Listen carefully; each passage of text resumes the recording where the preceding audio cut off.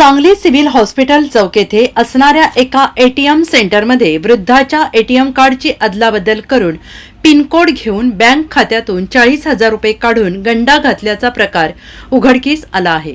सदर फसवणुकीची घटना ही सोमवार दिनांक 2 डिसेंबर रोजी दुपारी 1:30 ते 2 वाजण्याच्या सुमारास घडली आणि या प्रकरणी अण्णा धुळाप्पा राजोबा वय वर्ष 76 राहणार PR पाटील मार्ग सांगली यांनी सांगली शहर पोलीस ठाण्यात फिर्याद दिली आहे आणि याबाबत अधिक माहिती अशी की अण्णा राजोबा हे आपल्या कुटुंबियांसह सांगली शहरातील सिव्हिल हॉस्पिटल रोडवरील डॉक्टर PR पाटील मार्ग परिसरात राहतात।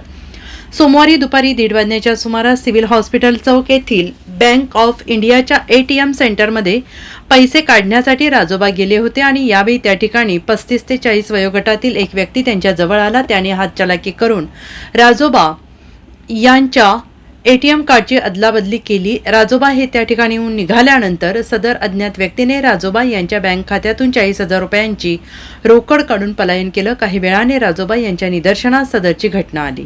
त्यानंतर त्यांनी सांगली शहर पोलीस ठाण्यात फिर्याद दिली। त्यांच्या फिर्यादीवरून पोलिसांनी अज्ञात व्यक्तीविरोधात गुन्हा दाखल केला आहे। Bureau report SBN Marathi Sangli.